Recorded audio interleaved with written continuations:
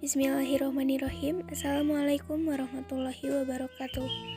Video kali ini saya buat untuk memenuhi tugas evaluasi tengah semester mata kuliah Pendidikan Agama 3. Sebelumnya, perkenalkan saya Triana Novianti, NPM 102210151 dari kelas C2 Akuntansi, mahasiswi Universitas Teknologi Digital. Pokok bahasan yang akan saya terangkan ada 4, yaitu yang tertera di layar. Yang pertama yaitu ada ahamiyatu ma'rifatullah, artinya pentingnya mengenal Allah. Ma'rifatullah merupakan konsep yang lebih populer di kalangan kaum sufi, meski tidak menutup kemungkinan banyak pengertian yang dikonsepkan oleh berbagai bidang keilmuan Islam di masing-masing disiplin ilmu, baik filsafat, kalam, fikih, hadis, tafsir maupun tasawuf. Dalam hazanah keislaman terdapat istilah ma'rifatullah yang secara harfiah memiliki pengertian mengenal Allah. Puncak ilmu adalah mengenal Allah. Ma'rifatullah atau mengenal Allah adalah subjek utama yang mesti disempurnakan oleh seorang muslim.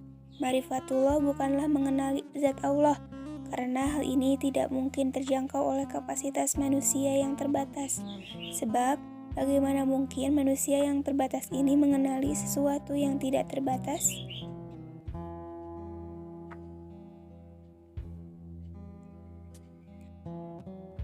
Yang pertama ada kepentingan mengenal Allah. Tujuan dari kita mengenal Allah tidak lain supaya kita terarah kepada siapa kita bertuhan, kepada siapa kita menyembah, kepada siapa memohon ampunan, dan siapa yang pantas kita puja-puji dan kita agungkan, melainkan semuanya itu hanya kepada Allah Subhanahu wa Ta'ala. Allah Ta'ala berfirman dalam Quran Surat Muhammad ayat 19, Quran Surat Al-Imran ayat 18, Quran Surat Az-Zumar ayat 67.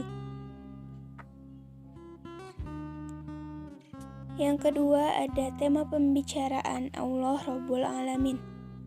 Dalam membicarakan ma'rifatullah ini bukanlah sesuatu yang simpel bagi kaum yang sedang mendalami ilmu tentang Allah Sang Maha Pencipta, karena di dalamnya kita harus benar-benar mengetahui dari sisi materi khusus yang harus dipelajari yang benar menurut yang telah kita diajarkan Rasulullah, dan disitulah kita harus benar-benar tepat dalam memahaminya, karena ma'rifatullah ini adalah puncaknya segala ilmu.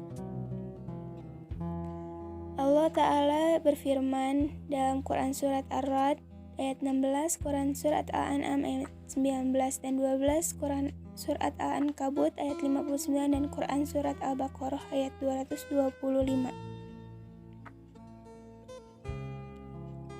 Yang ketiga, didukung dalil yang kuat.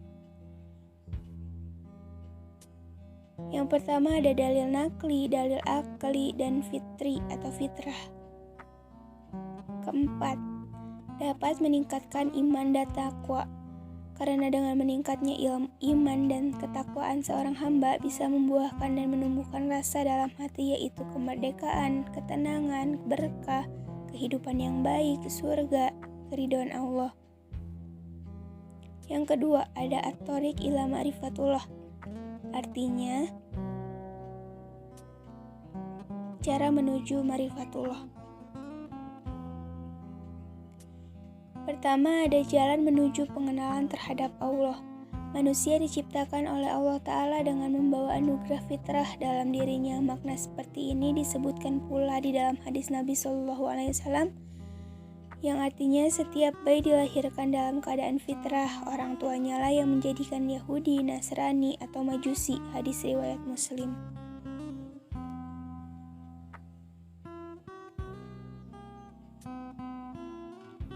Yang kedua, ayat-ayat, yaitu ada ayat kauliyah dan ayat kauniyah. Ayat kauliyah yaitu tanda-tanda kebesaran Allah yang ada di dalam Al-Quran dan hadis, yang berisi motivasi dan inspirasi ilmuwan muslim untuk mencari ayat-ayat fisika pada fenomena alam. Yang kedua ada ayat kauniyah, yaitu merupakan tanda-tanda kebesaran Allah yang bisa dilihat dari fenomena alam untuk mengenal dan menguatkan iman kepada Allah, guna memenuhi kebutuhan hidup manusia dan menunaikan tugas sebagai khalifah fil ardi. Ketiga, metode Islam. Metode pengenalan yang islami akan membuat manusia mencapai ma'rifatun nafsi, musyahadatu wahdaniyatillah, dan islamul wajhi. Akhirnya ia akan bersikap tasdik membenarkan terhadap Allah Ta'ala.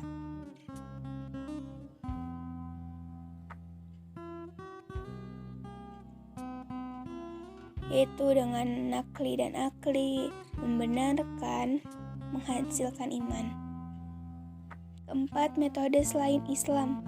Pengenalan Allah Ta'ala dengan mengandalkan al-hawas dan al-aqlu atau al-falsafah tidak akan mendatangkan keyakinan, yang akan muncul justru at-taradud, keraguan-raguan, yang akan mengantarkan pada al-kufru, kekufuran. Dugaan dan hawa nafsu mengenal Allah. Dengan metode dugaan dan hawa nafsu hanya akan membuat tergelincir dalam kesesatan, karena sesungguhnya itu hanya untuk kepuasan semata bagi mereka yang tidak mau berpikir dan hanya mengikuti apa yang belum tentu kebenarannya.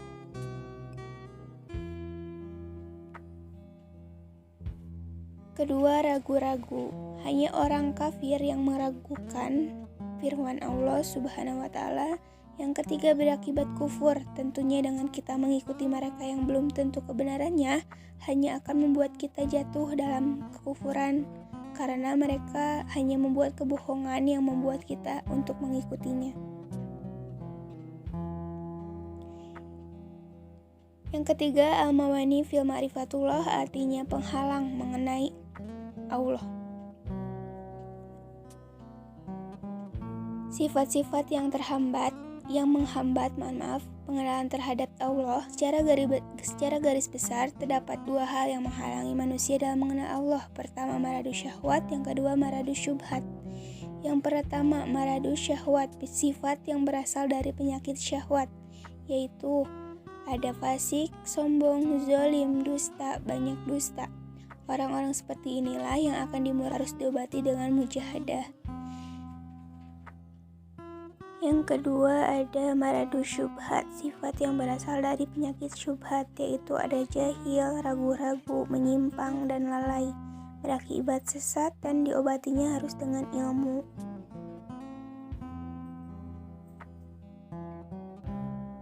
Pokok bahasan yang keempat yaitu ada al-adilah ala wujudillah, artinya bukti keberadaan Allah. Pertama, eksistensi Allah. Eksistensi Allah Ta'ala diantaranya dikuatkan oleh dalil-dalil berikut ini. Pertama, dalil fitrah adalah dalil yang lahir dari fitrah asal manusia itu sendiri. Hal ini banyak dirakamkan di dalam Al-Quran, bagaimana manusia umumnya mengakui kewujudan Allah. Yang kedua, dalil indera adalah dalil-dalil yang dapat dinikmati, dilihat, dirasai, atau disentuhi oleh indera. Yang ketiga, dalil akli adalah dalil-dalil yang berasalkan dari akal. Yang keempat, dalil nakli adalah dalil-dalil yang bersandarkan kepada nas-nas Al-Quran dan hadis. Dan yang keempat, ada dalil sejarah, adalah dalil-dalil kekuasaan dan keagungan Allah yang diambil dari peristiwa-peristiwa yang telah berlaku di atas muka bumi.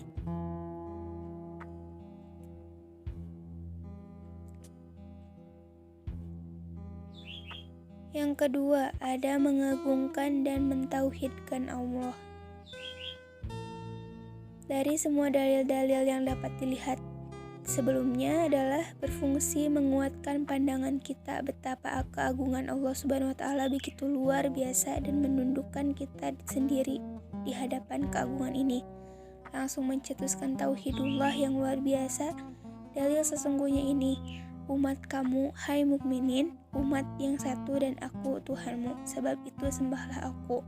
Quran surat ke-21 ayat 92. Mungkin sekian yang dapat saya sampaikan. Mohon maaf bila ada kata-kata yang kurang berkenan. Bila ada saran dan masukan bisa ditulis di dalam kolom komentar. Wabillahi taufiq wal hidayah. Wassalamualaikum warahmatullahi wabarakatuh. Terima kasih.